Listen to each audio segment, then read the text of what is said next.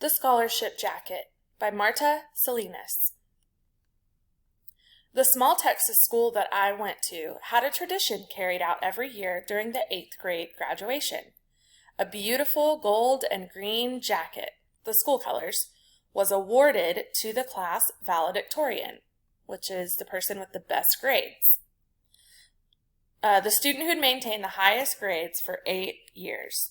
The scholarship jacket had a big gold S on the left front side and your name written in gold letters on the pocket. My oldest sister, Rosie, had won the jacket a few years back, and I fully expected to also. I was 14 and in the 8th grade. I had been a straight-A student since the 1st grade, and this last year had looked forward very much to owning that jacket. My father was a farm laborer who couldn't earn enough money to feed 8 children. So when I was 6, I was given to my grandparents to raise. We couldn't participate in sports at school because there were registration fees, uniform costs, and trips out of town. So, even though our family was quite agile and athletic, there would never be any school sports jacket for us. This one, the scholarship jacket, was our only chance. In May, close to graduation, spring fever had struck as usual with vengeance. No one paid any attention to class. Instead, we stared out the window and at each other, wanting to speed up the last few weeks of school. I despaired every time I looked in the mirror. Pencil thin, not a curve anywhere. I was called Beanpole and String Bean, and I knew that's what I looked like. A flat chest, no hips, and a brain. That's what I had. That really wasn't much for a 14-year-old to work with, I thought, as I absent-mindedly wandered from my history class to the gym. Another hour of sweating and basketball and displaying my toothpick legs was coming up. Then I remembered my PE shorts were still in a bag under my desk where I'd forgotten them. I had to walk all the way back to get them. Coach Thompson was a real bear if someone wasn't dressed for PE. She had said I was a good forward and even tried to talk Grandma into letting me join the team once. Of course, Grandma said no. I was almost back at my classroom door when I heard voices raised in anger, as if in some sort of argument. I stopped. I didn't mean to eavesdrop.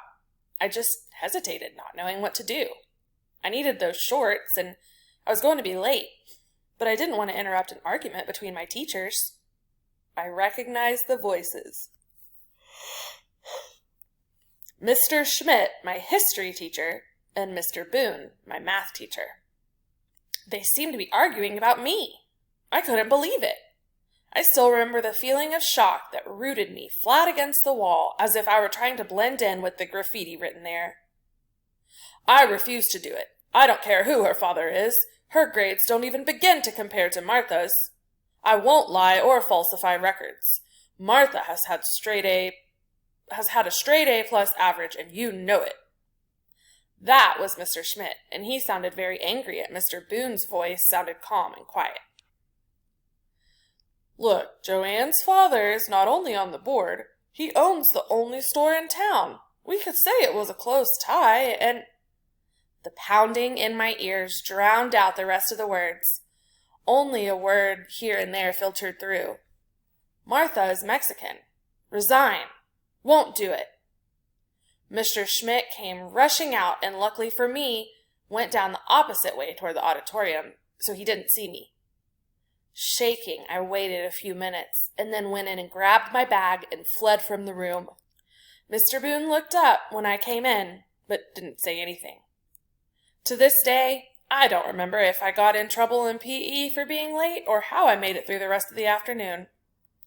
I went home very sad and cried into my pillow that night so Grandmother wouldn't hear me. It seemed a cruel coincidence that I had overheard that conversation. The next day when the principal called me into his office, I knew what it would be about. He looked uncomfortable and unhappy. I decided I wasn't going to make it any easier for him, so I looked him straight in the eyes. He looked away and fidgeted with the papers on his desk. Martha, he said, there's been a change in policy this year regarding the scholarship jacket.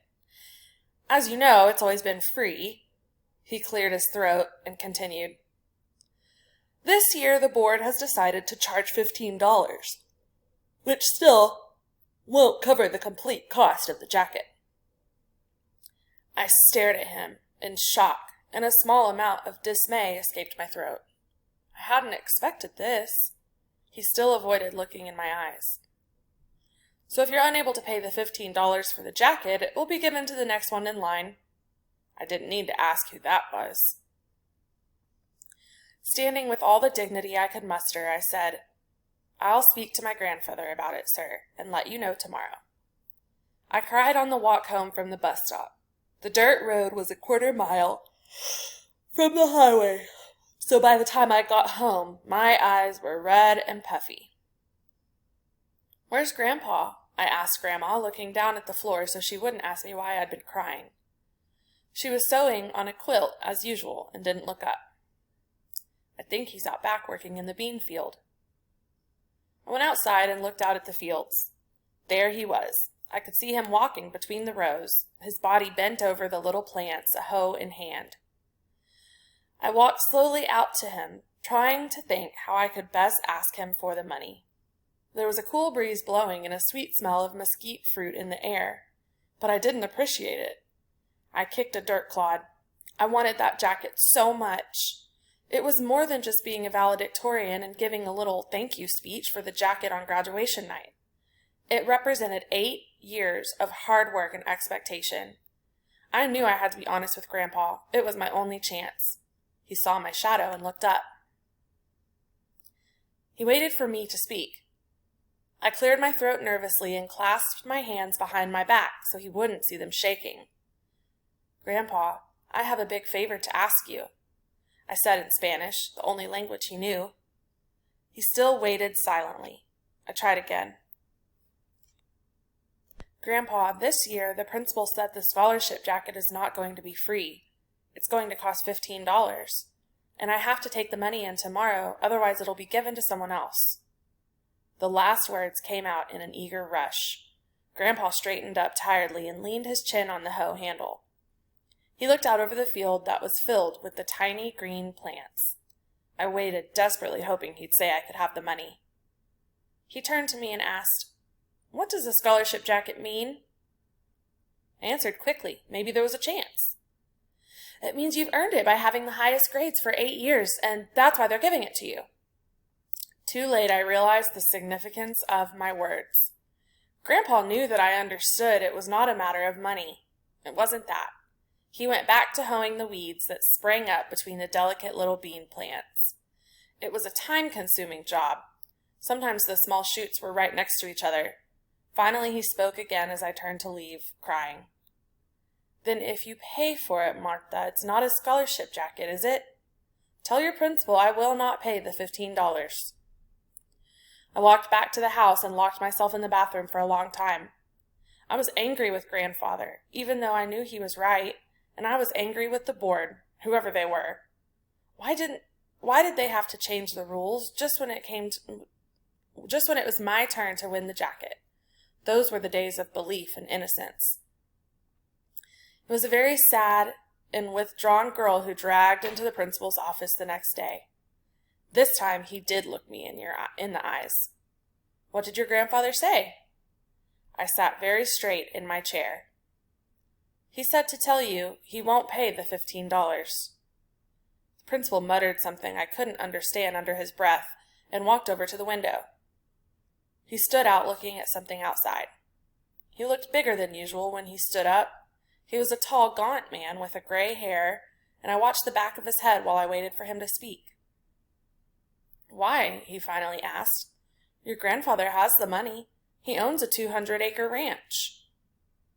I looked at him, forcing my eyes to stay dry. "I know, sir, but he said if I had to pay for it, then it wouldn't be a scholarship jacket." I stood up to leave.